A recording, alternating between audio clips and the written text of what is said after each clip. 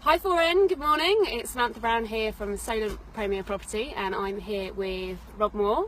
Hello. And we are going to do a live interview for the release of the book Money, which is coming out today. It's on audiobook, it's on Audible, it's on iTunes. You can get it now. I'm maybe an hour into it so far. So if you have any questions at all, then post them below in the comments section and ask Rob anything to do with money, and he will answer it. And he will answer it because we've had some really difficult questions on the, I think it's five tours, book tour. Yeah, I did a mini book tour, live question and answer sessions about money in some venues in London. No PowerPoints, just really anyone can ask me anything about money. In fact, I was doing an Ask Me Anything in one of my communities yesterday, and someone said, well, what gives you the right to tell us about money? Well, I'm not a financial advisor, but I do run companies that turn over tens of millions, and I have become a millionaire myself, having been about £50,000 in credit card and car loan debt, even though I'd sold the car. As an artist, 11 years ago, I used to struggle as an artist. You know, that sort of creative and commercial kind of paradox where you want to do what you love and love what you do and share your message with the world, and you want to be creative and free and express yourself in whatever your business is. But the reality is you need money to pay the bills and the overheads. But if you're too money focused, people can think you're greedy and capitalist. And I had that real kind of dichotomy, being a very creative kind of person. And I never wanted to sell out. So I just got into loads of debt, and it was only until I got into property and then got a real business and embraced the commercial aspect and the capitalist aspect of money that I actually started to make any money. So I think you've got some questions for me, haven't you? I do, I have loads of questions. First of all, I wanted to say hi to everybody that's joined. I've seen Todd, I've seen Mark. Mark, you told me that you're in a training course, so how are you watching? I'm amazed. And loads of other people from both the progressive community, but also mostly Foreign. So this is for you guys in Foreign. If you have any questions, post in the comments section below. So I asked yesterday a few people just to give me some questions for Rob. So the first question that I will ask you is, how do you keep focused on doing what you're doing if it's not going very well and you're not seeing any progress? Okay, so firstly, if anything is not going well, or you feel you're not progressing, the reality is you're comparing it to a naive fantasy that you think it should be something different. You can only feel that you're not enough, or you're not worthy, or you're slowly progressing when you should be faster, when you're comparing it to someone else who looks like they're doing better, even though you don't know their reality, or you're comparing it to how you think you should be doing, but as you've never done it before, how do you know?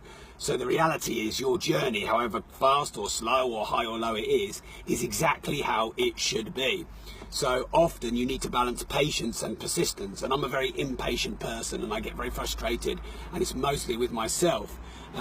But you have to have the patience to keep going. You know, you don't plant a seed and then the next day come back and go, well, where's my fucking tree? There's no fucking tree. I've had enough of this life. There's no tree. You only planted the seed yesterday. You know, you have to see the roots grow, and the roots have to go deep and spread, and it takes a long time for you to see the first shoots, and then you get the fruits, and then you get the whole tree, and then you get the fruits that come off and plant other trees. And business and investing and money and progress are all like that.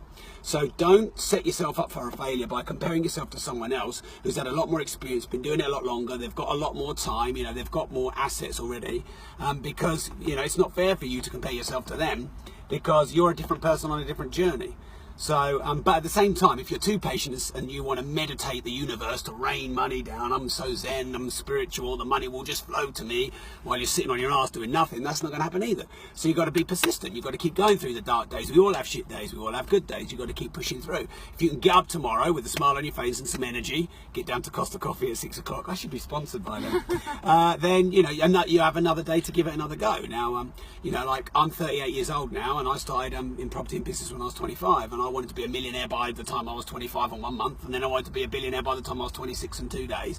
And, you know, things take time to nurture it. You have not only to get the results, but to learn how to handle having the results. Like, for example, if you want a lot more money, it's not just about having money, you've got to be able to learn how to manage it. You've got to, you know, the world won't give you more money until you learn to manage what you've already got. You know, like all the stories I wrote in my book about all the people who win the lottery or win huge amounts of money, nearly all of them are left with less. They're in more debt 2 years or less later, and a lot of them say they're unhappier because you can give someone who can't manage millions, and all they're going to do is filter and pilfer away millions. If you give someone who's got addictions to betting or or some kind of chemical addictions, all they're going to do is the money's going to be put into that. If you've got a shopping addiction, for example, because money tends to exaggerate your existing traits.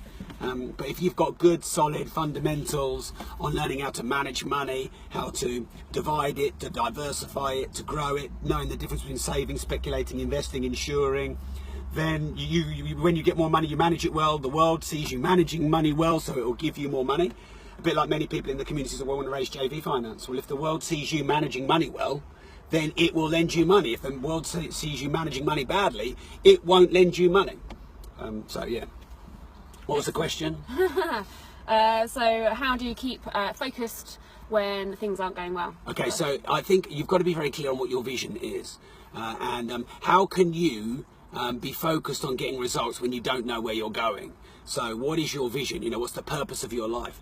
What are the values that you're living out? What's your legacy going to be, both in the future when you die and what you leave behind, whether you set up foundations in universities and schools, or you're remembered for being something great like a golfer or just a small business owner in your local town.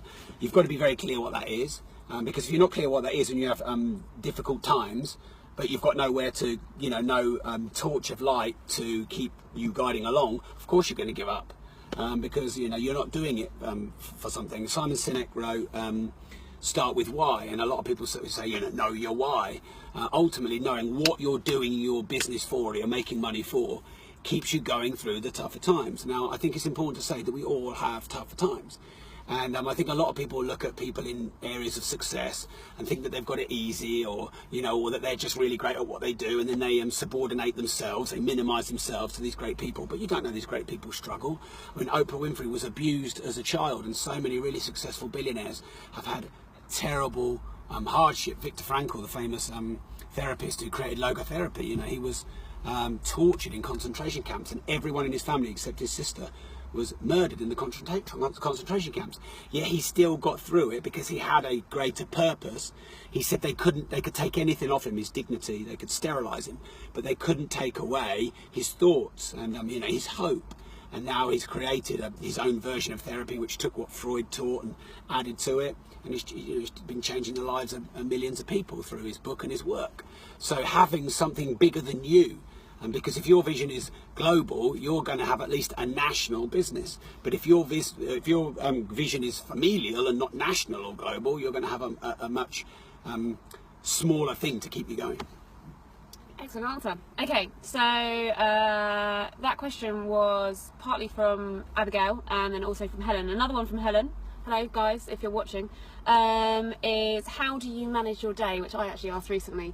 How do you make sure that you're getting all the things done, because obviously entrepreneurs tend to have huge amounts of ideas, too many, and then just go crazy like I do. Yeah, okay. So for probably about 5 years, up until about 3 years ago, I spent a lot of time testing. Some of the Americans call it self-hacking, self-testing, whatever. So I think the first thing that's important to say is everybody has different highs and flows, and highs and lows, ebbs and flows of energy in the day. So I work really well early, and then I get really tired at about 6 o'clock in the evening. Whereas a lot of people, especially artistic, creativity types, they work brilliant from 8 till 11 at night or whatever. So you've got to sort of layer a few things that you've got to test. So number one is when are your peaks and troughs of energy. And you want to absolutely make sure that your highest income generating tasks, IGTs, your highest key result areas, which are KRAs, they are overlaid into the points at the day, whether it's 7 to 9 or 7 to 9 p.m, where you are energized, enthused and inspired, because we all have those peaks and troughs in the day. And that might take testing food, because if you have good food, you'll have more energy. If you have bad food, you'll have bad energy. Do you drink coffee or not? Because coffee obviously does this to you. So that the first thing is, when are you energized and inspired, and when are you not? And then what you do is you put the low, the rest, maybe the reading or the listening on audio, and the very low menial admin tasks that need to be done but aren't worth a lot of money to you. You put them in the troughs.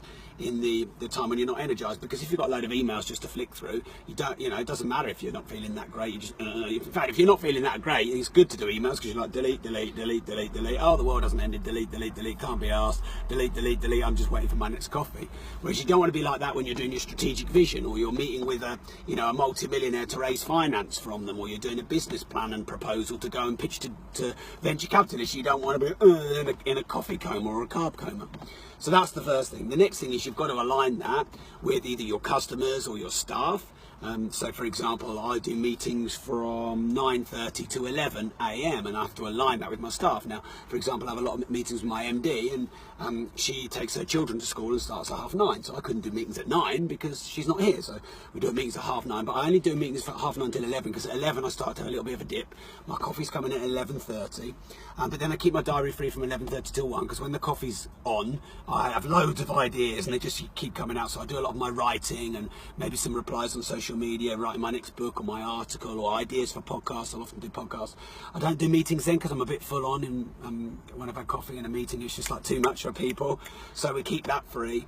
And then 1 to 2 there's like an emergency meeting, and then 2 o'clock for the rest of the day I don't book anything in my diary. Warren Buffett recently said he books about 1 diary appointment a month, and what you find is as you get really busy you book loads of diary appointments in, and then the diary becomes too much and you have a bit of a meltdown. And I think it's not good to overfill your diary. If you're overfilling your diary, it means you haven't got enough staff, you're not leveraging enough, you haven't got outsourcers to help you. But ultimately for me, I get up at 5:30, I put audios and podcasts on, and now you can put my audiobook Money on because it's live today in the car. I drive to the nearest Costa. The only one that opens at 6 a.m. is about 8 miles away. It takes me about 15 minutes, which is quite good because it means I can wake up, I can put some podcast on or something inspiring, get me in the mood. In fact, this morning I just put some uplifting music because it's book launch day. It's always a big day for us on book launch day. We're already #1 in all books in the world, so thank you very much if you help support by getting your copy of Money. Then I have my coffee, and then from 6 till kind of 7:45, 8 o'clock, vision, strategy, any sort of important tasks I've got to do that might take thought and concentration. The great thing about that as well is the world is asleep mostly at 6 to 7:30, so I've not got a million emails, I've not got people phoning me, so there's no distractions. I isolate myself. I've got various rooms in the house which I've set up where I can work, so when the kids come and disrupt me, I move. When the kids come and disrupt me, I move. I make sure I spend a lot of time with my family. I play golf with my son most days. I try and spend at least 3 hours a day with my family because, that's the most important thing, isn't it? And yeah, I don't do any work after 2 or 3. I used to do 250 speaking gigs a year. I kind of retired from that because obviously I have a young family. I occasionally do speeches in the evening, but it's on my own terms. In the evening I like to watch autobiographies and listen to educational documentaries either on audio or on Netflix.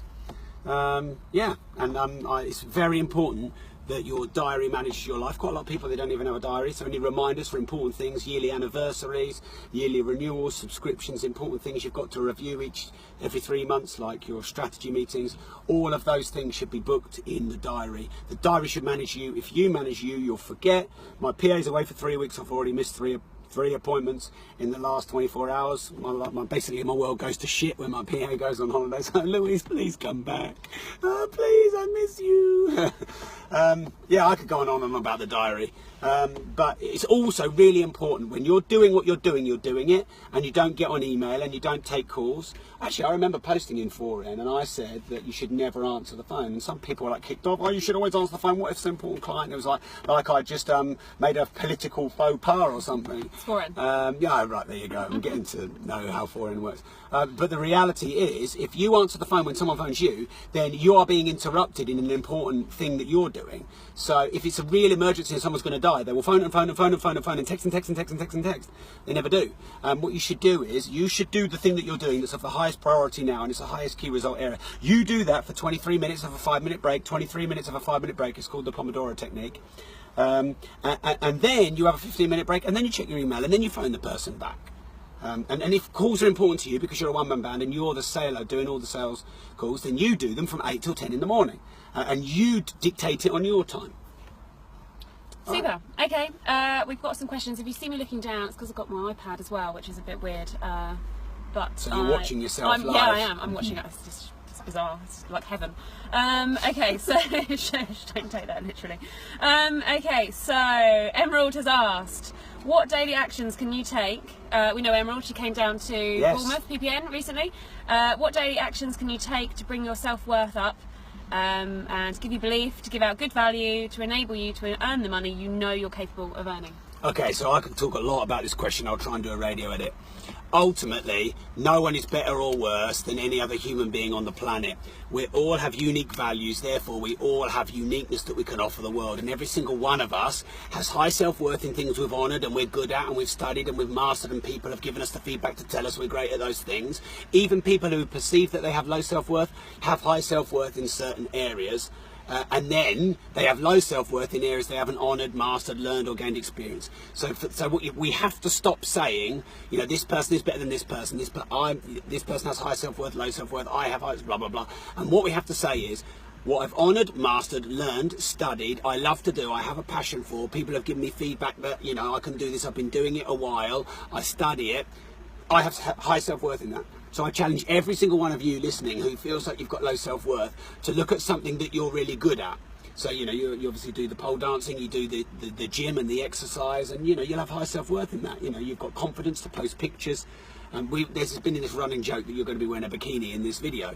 Well, the reality is you've posted pictures all over the place of you dancing on a pole. Now, I have zero self-worth in that, and I don't know if you've ever seen a baby horse being born trying to walk for the first time. That's what I would look like if I danced on a pole. If you saw me doing pole dancing or yoga, I would not be posting social media videos and photos about that. I have zero self-worth. I would look within myself thinking that I'm a failure, the world is looking at me, I'm a loser. Because I've not done it and I'm rubbish at it, and we're designed to have low self-worth in that area, so we don't take ridiculous risks to our own survival, because if we had high self-worth in areas we should have low self-worth in, we will get chopped to pieces, whether it's now on social media and critics, trolls and haters, or in the past by getting ousted by your tribe or eaten by an animal. So we're designed to have low and high self-worth in the areas we're good and not good at. So if you're experiencing low self-worth, the reality is it's just in an area you're not yet mastering. So you simply learn and study your way through it. So read every book, audio book, podcast on the specific area that you feel you have low self-worth in. And sometimes it's strategies and tactics, like investing in property. You know, you just need to learn how to do it. And then other times it's more sort of mindset and self-worth, like, oh well, I tried it and I failed in the past, or my parents always said I wouldn't be good at it, or I had this really horrific event that happened. So it's either an emotional holding back or just a tactical holding back. And in my book Money, I did the emotional and the mindset of money and then the tactics and strategies. Now, if you work on both, then your self-worth increases in both areas and it compounds. If you work on, you know, you're worth charging higher fees, you know, you're worth more money, and you work on that because you go back all through the things in your life that you've done that are credible. You know, like someone asked me yesterday, like I said, in Progressive Property Group, well, what gives you the credibility and authority to talk about money? And I didn't want to list all my achievements because I thought I don't want to sound like a dick, but I'm going to do them now just to test my own self-worth. But I've got 2 world records for public speaking. I had 3, but one got beaten by an Indian chap. I did a degree in architecture. I never tell anyone about that, but that's something that I endured and went through, and I probably did the least amount of work for a 2-1 that anyone in this country has ever done, because I was getting pissed 6 or 7 nights a week.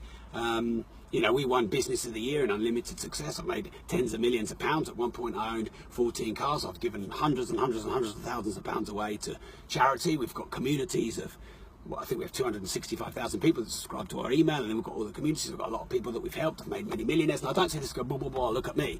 But actually, if I start thinking about all the things that I've done, I remember that there's a lot more. And I remember I've honoured decades of my life to, you know, I spent 11 years studying and researching and implementing and testing and tweaking and failing and starting again for the content on my book Money. But even when I launched my book Money, there's a voice in my head which goes, well, I've made tens of millions. Is a 100-millionaire or billionaire going to look at that and go, what the fuck do you know about money, because you've only made tens of millions? And so there's always going to be that self-worth thing, because there's a part of you that needs to protect you by making sure you don't go and say and do stupid things that could risk your survival, which is something that someone like me does all the time. So now let's take this area you're really experiencing. Now I've met Emerald recently. I know what she does, and she's a brilliant personal trainer, and she's super strong and super fit. I mean, she could bench press me quite easily. She could easily squat more than I can. So she's got confidence in that area. So she just needs to work out how she got confidence and self-worth in that area, and then transmute that. So in Think and Grow Rich, she talked about transmutation of energy. So you transmute the thing you're good at into the thing that you're learning, and you think, how did I get good at that? How did I honour that, master that? What challenge did I go through? How did I overcome it? Oh, I got a mentor. So I'm good at martial arts. I got a mentor. I sparred with people who were, are higher grade than me. I read a lot of books. I watched YouTube videos. Oh, I can do that in this area. And then you transmute some of that social proof, because if one thing can be learned by you, anything can be learned by you. If ever I have a specific issue, a fear of something, or I hit a ceiling, my golden rule is I go and follow the biggest experts in the world on that thing. So if I'm feeling vulnerable and I want to master vulnerability, there's Brené Brown, who seems to be like the world's vulnerability expert, and I'll go and read all of her books, follow her on social media and do her courses and her masterminds and mentorships. So as soon as you've highlighted the specific thing, because it's not overall self-worth, it's in a specific area, then you can learn your way through. And this is another reason why I don't keep jumping and stopping and starting again, stopping and starting again. Because the longer you've been doing it, the more that your experience is behind you, which helps elevate your self-worth. And then, a lot of people say your network is your net worth. Well, I think it's more, a little bit more complicated. I think your self-worth plus your network equals your net worth. Because if you have a good network of people who've got money, but you don't have the self-worth to ask them for the money, or approach them in the right way, or build a relationship with them because you pedestalize them and you minimize yourself, then you're not going to raise any money. So self-worth plus network equals net worth. Excellent answer, and you're definitely in the right place to do the network part of that, because obviously it's 4N and there are, 22,500 people in here, and of those 8,500 are actually active, amazingly. I don't know who you all are, say hi. I just laughed at a comment that Mark spoke of, I only came for the bikini. I'm really sorry, I'm not going to wear my bikini. Maybe next time? Yeah, next time. We'll do a part 2. Yeah, somewhere warm, because we're like pretty much in the north right now. It's Peterborough, by the way, not where I live. Anywhere up from London is north. Yeah. Apparently Michael says that, Rob, so many ladies want to see you dance on a pole. Obviously these are non-money related questions, so I'm going to be ignoring them. If you do part 2 of this in your bikini, I will, with my clothes on, try a pole dance. That's a deal. I have a pole, so we could do this. We can make this happen. Right. Okay, Emerald says thank you, by the way, so hi Emerald, thanks for watching. So, another question. I will take this one from the forum of what I asked yesterday. Okay, so how do you say no to opportunities? I think it's really important to be very polite. What tends to happen is when you're not yet successful in the area you want to be successful in, I just realised the lights are on in this, and these batteries die in about 5 minutes. So if the question was, sorry, remind me of the question. How do you say no to opportunities? Okay, so when you're starting something new and you're not yet, a master at it, you tend to have not many opportunities and you wish there were more. And then as you become successful, you get too many. And it's very important to say no politely, because ultimately you might need that person in the future. And they say always treat people well on the way up, and I think that's really important. So I get proposals, business proposals. I'm married now, on a daily basis. In fact, someone just came up to the window of the car and proposed a JV just before we did this video. And it's always important to say no politely. Now, I think some people do have a problem with saying no. I think they may fear being judged, or they may worry they don't get opportunities. But if you say yes to opportunities that aren't right, you are filling your time with things that aren't a priority, which are blocking the things that are a priority, which would be of high income for you and high key result area.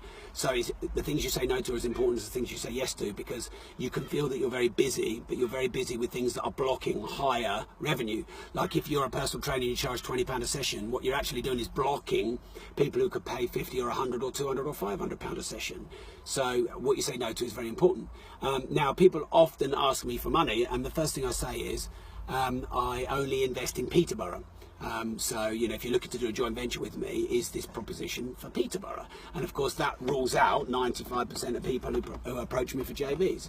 But then I can say, hey, but look, if you've got deals in Peterborough, or you've got finance and you want to invest that finance for properties in Peterborough, I'm the guy to talk to, so come back to me in the future. Which is basically saying, let's talk in the future if things are right. Now, that's probably not going to happen, but I haven't said that because I don't need to say that. I always think it's important to tell the truth as well, because people know when you're bullshitting them. Oh, I'm busy, blah, blah, blah, bollocks. Because no one's too busy for the right opportunity. So I'll often say to people, I've got too many opportunities and proposals right now, so I need to say no to this, but come back to me in 3 to 6 months. Because if it's one I like the look of, I want them to come back in 3 to 6 months. So I'll be honest, I don't bullshit them. I'll just say, hey, look, right now I've got too many. Or I'll say, I'm not taking any opportunities right now because I'm the person that says yes to everything and I'm trying to coach myself to say no. Sorry that you were the one I said no to, but come back to me in a few months or catch me at a better time. So I'm being honest. It's something because I really used to worry about saying no in case I thought people judged me. Because I don't like being rejected at all. Now I've learned to manage that and get over that, but I still don't like it. And so I don't want someone else to feel that. But ultimately, the people who are the most successful on the planet can confidently say no as well as say yes. And there's lots of books now, one Going for No, and James Altucher wrote one on, basically on saying no, because this is important as saying yes.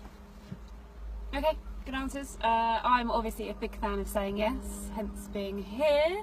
And I do think that if you put yourself out there, then you get more opportunities. But absolutely, learning which ones to take is obviously key. Just quickly as well, I think if you're clear on your strategy and your vision and what you do, it's easy, because it's obvious if that's this thing. Ultimately, I have a rule: if something will take me closer towards my global vision, then unless it's strategically impossible or it impacts my family life, it's a yes. But if it doesn't, then it's nearly always a no.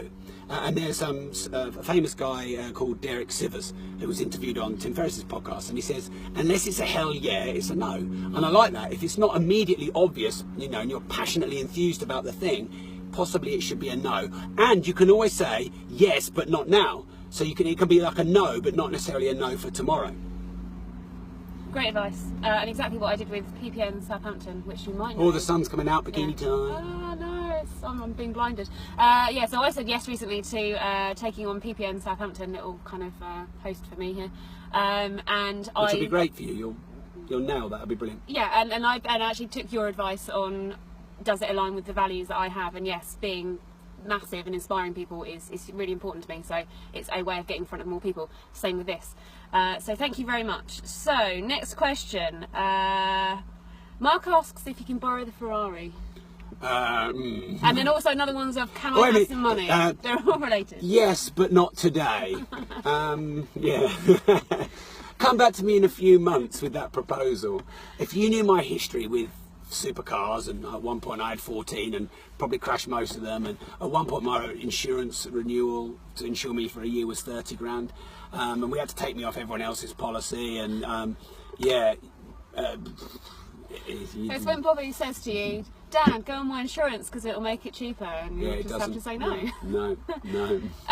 Okay, so a question from a watchmaker in 4N. Hello, Connor. Hi, Connor. You're probably actually asleep because you're always awake at like 2 a.m. You're kind of the reverse of me. He asks what your top... his question kind of was, does he like watches? And I said yes, at which point lots of people guessed who you were. And then what are your top 3 watches and what made you choose them? Okay, so that I own or in the world ever? Oh, okay, ever. All right, so the top 3 watches I own is a Richard Mille RM11 in gold. I have a Audemars Piguet Michael Schumacher gold limited edition, which is this one. Or the third favourite one, I got a 79 Daytona, which was the year I was born, and I bought it for my wedding, and those are going up like crazy. And why? I love the brand. I love unique, low production brands with character. And that, that's not just for watches, that's for everything. I like a boutique-y, disruptive, unique, individual, quirky brands that stand for something and stand against some stuff, and don't want to sell out. As much as I love Rolexes, and I've got plenty of them I buy for investment, they make 1.2 million watches a year, and they've got a great brand, but for me they're not quirky, unique, different, disruptive, individual enough. Now, Audemars Piguet is privately owned. I know the CEO. I interviewed the CEO on my podcast, and it's still a privately owned. The granddaughter of Jules Audemars is, on the board, and they don't have external shareholders or, a massive Louis Vuitton group that finances them, like they've bought many other watch houses, and so they can express their art in an art way without selling out. So, they can say we're only going to make what I think between 40 and 70,000 watches, I think, and we're going to make these limited editions, and we're going to, we can't afford to spend tens of millions on sponsoring individuals. So all the golfers that we sponsor, it's because they love Audemars Piguet, and people like Darren Clark and Ian Poulter have bought dozens of Audemars Piguets, and so the people who are sponsoring the brand are people who want to sponsor the brand. So yeah, I mean, Sam, you were asking me about this. I've definitely had a spending addiction in my life, and when I was poor, it was because I was buying liabilities. And the way I managed to get over it was to start looking at feeding this spending addiction by buying things that go up in value. So this Ferrari that we're in, it's a 458 Spider. They're 230 grand new, paid 160 grand. We got offered 195 grand for it. I say we because I own it jointly with my business partner. So you're able to buy something that's, if you build your knowledge, you're able to buy something that you get the good use out of, like a watch, and it go up in value. So like the Schumacher has gone up. I think there were 55,000 new. I think you can't get one under 75,000 now. So so I'm buying something that I like, and it's going up 20 or 30%. Now that's not a guarantee. It's not financial advice from me. You've got to do your own research. So anything you buy, if you buy clothes, go to the like for example Deschamps. They do a sample sale a couple of times a year in London. You go there and you get shirts that are 120 quid for 40 quid, and then you can wear it for 3 years and sell it on eBay for 25 quid. And pretty much you can have that mentality of watches, handbags, cars, shoes, clothes, and pretty much anything except consumable sustenance, such that you absolutely minimise the loss or in fact gain. Now the old me with my watch collection would have lost £200,000 at least in depreciation. The new me that's been investing in watches since 2008 has probably reversed that and made that or more in appreciation. So I know that the question was really sort of for a watchmaker, but I wanted to give you, I wrote a lot about this in Money. If you look at it, like for example, when we book flights, we book flights a year in advance. We use our Amex card because Mark and I spend probably £80,000-90,000 a month on our Amex cards, and we roll that all up and we get like first class flights to various different parts of the world for a year, and you just pay the taxes, and it's just by using systems and smart knowledge of money that ultimately most things that you do can have zero depreciation or even appreciation. You spread that across every area of your life, and I mean it compounds over decades to be millions of pounds. Excellent.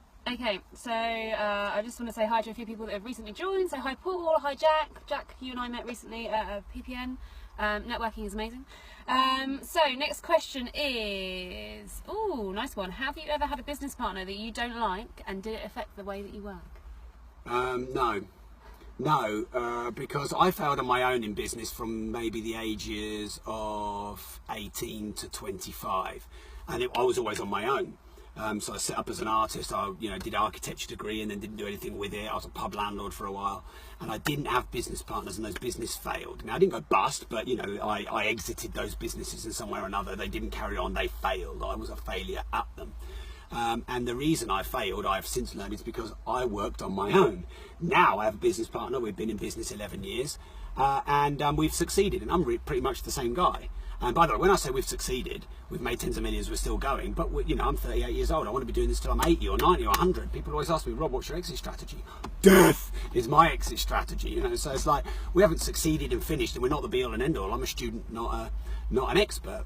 But it was thanks to having a great business partner that things got a lot better, because he was the variable in the new business. So if people are struggling with a business partner, it might be that you're not the right fit. It might be that you're too similar. It might be that your values aren't aligned or your vision isn't aligned, even if your skills and strengths and weaknesses do align.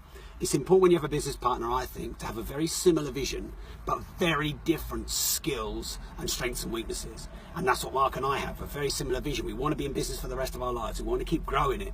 We love doing it. We just want to do it forever. We want to keep buying property. We want to keep building businesses. I want to keep writing books. We want to keep doing that. We're very clear we want to do that forever. But he's very technical, very detailed, very tactical, brilliant at research, brilliant at analysis. He's he's quite skeptical. He protects first before he takes risks, and then I'm the opposite. I'm kind of like way up in the clouds, loads of ideas, pretty strategic, not very good at the technical details, couldn't manage my way out of a paper bag. My life's completely screwed if I don't have my PA there. Mark does a lot of things himself. I leverage a lot of things out. He's more careful, I'm more carefree. He controls the costs. I mostly do the revenue generation, and we work quite well. Are there times when we get on each other's nerves? Are there times when we clash? Are there times probably when we don't like each other's company? Yes, because that's people. But what I found with Mark is he changed when I changed my view of him. And I think one of the most powerful quotes that's ever been said is, be the change you want to see in the world.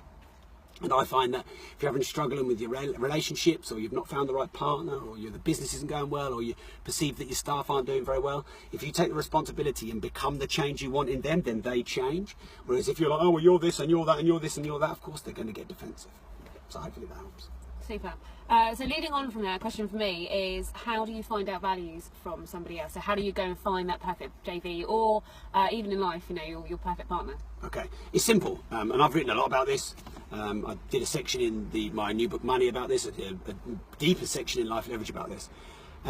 Now, the way that you find out someone's values is you look at their space and the way they speak and what they continually focus on and where they change the conversation to and what they do with their time, and you will get common threads. Now, the way to get them exactly out of them is to ask them what's most important to you in. So, live demonstration, are you ready? Yes. Okay, so if we were just having a conversation, blah, blah, blah, blah, blah, and I said to you, what's most important to you in your whole life? Caspian. Okay, so child, value number one is your child. Yeah. And then what else? What else is really the most important to you in your life? People liking me.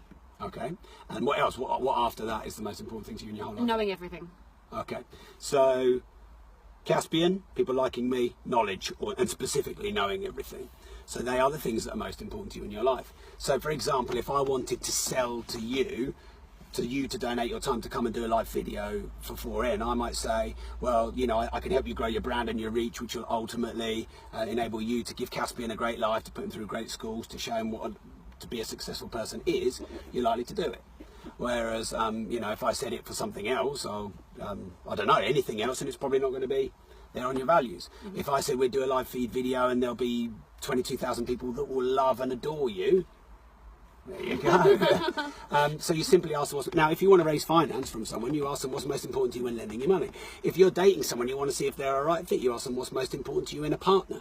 And it sounds really simple, and it is really simple, but it's really important. If you ask me what's most important to me in my life, I'd say growth and progress. I'd say probably recognition and reward. I'd say, my family and Bobby's golf.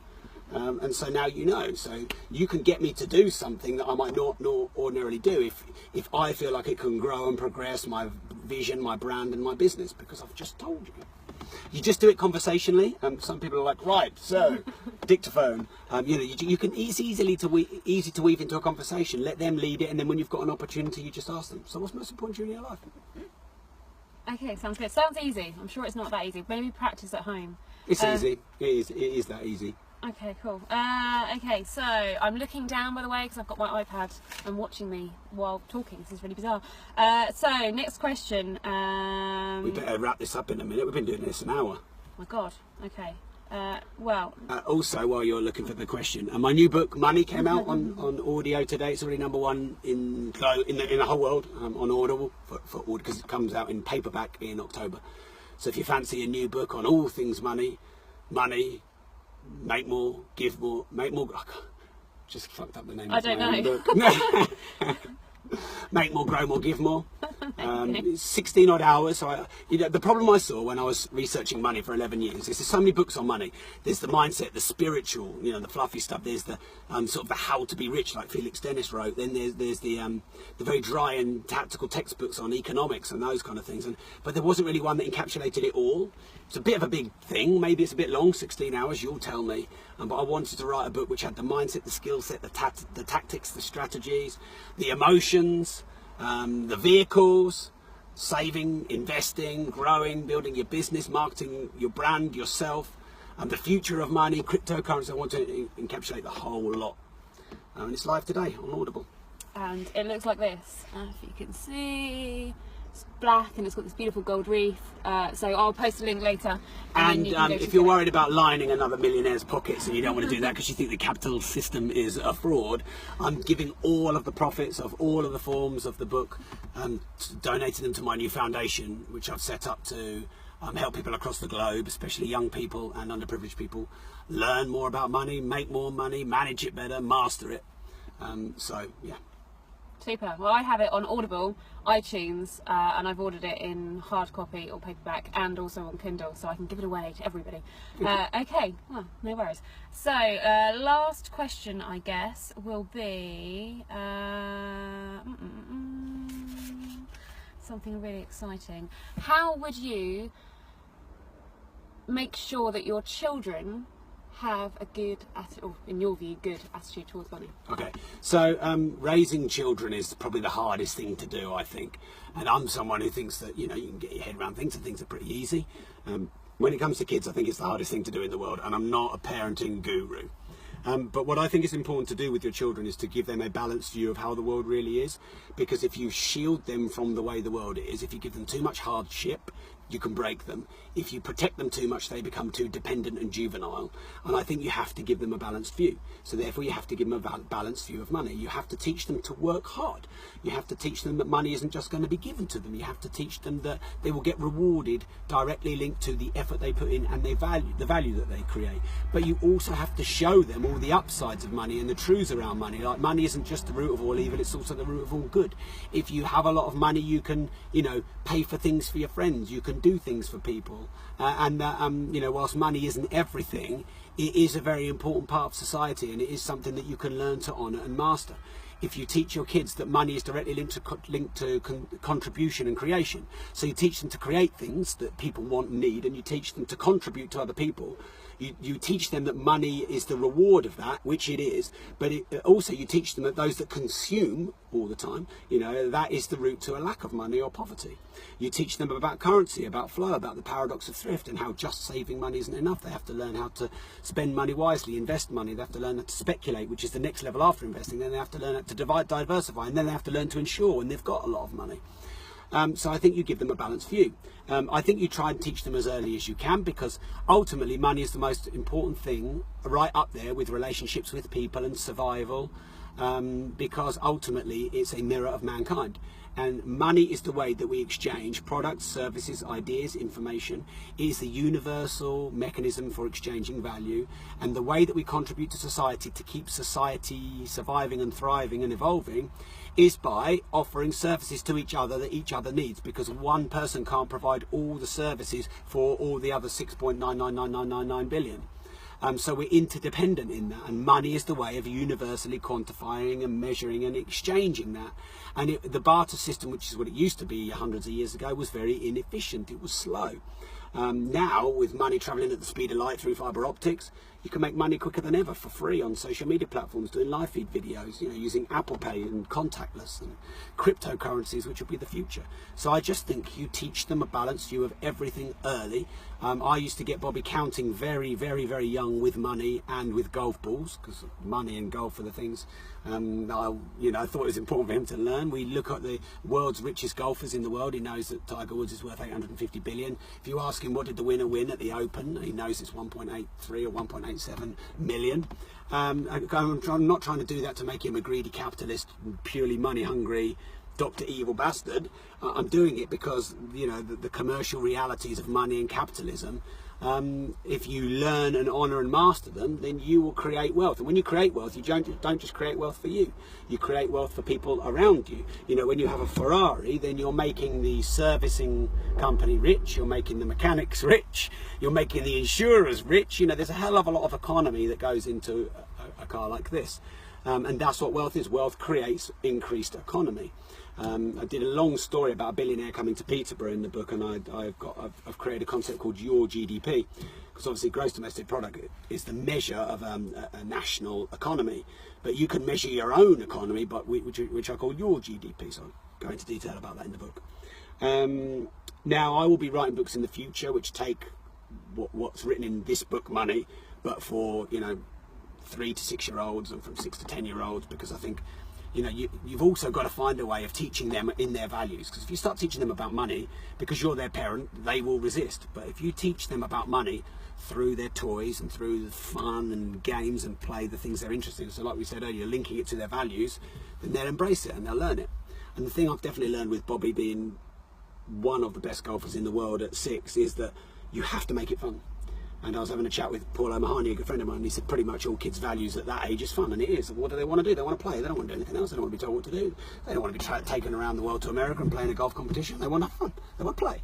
So if you make learning about money fun and play, or you link it to your kids' values that they're most focused on, then they're more likely to embrace it and to do it. Now, no one has attention deficit order or an inability to learn.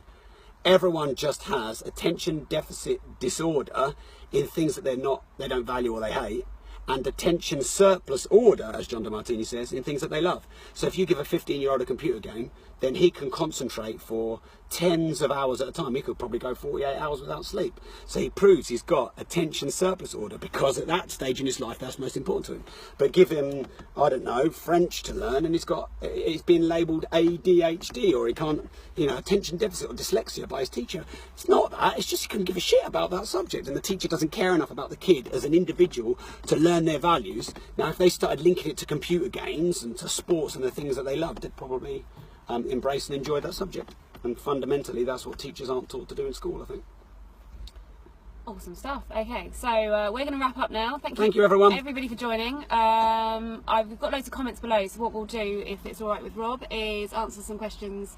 If people just keep posting and Sure. asking questions, then we'll answer them, or Rob will answer them, because what do I know? Later on, I know about handbags. So thank you so much everybody for joining. Abigail asked me earlier how on earth I got this gig. Rob? Because I think you're very well respected in the 4N group, because you network a lot. You came to a lot of my talks, and you have the courage to go and ask for help. I think we met at Mayfair, actually. I did a PPN there, and you came up and spoke to me at the end, and you asked me a few questions. So I always admire people who put themselves out there and take a few risks. And of course, you can help me get my book out to more people and help grow the foundation, which is something I really want to do. Yep, awesome stuff. Well, that's all true. Absolutely. I love networking. I love talking to people. So that's why I'm here. So thank you very much for your time, Rob. I've really appreciated it. Thank you everybody else for watching. And as I said, if you have any more questions, ask in the comments box below. I have posted a link to the Audible book Money, but I'll put it in the actual top as well, and I'll also put the iTunes link in. If you have any more questions, ask below, and I'll do my best. Currently #1 in the world. To ask them. Yes, it is #1. And you know what? There were people up at midnight. Some people, I don't know who, trying to download it, and it wouldn't download, and we're quite disappointed. So it is now live everywhere. So go and buy and listen. Thank you very much. Bye.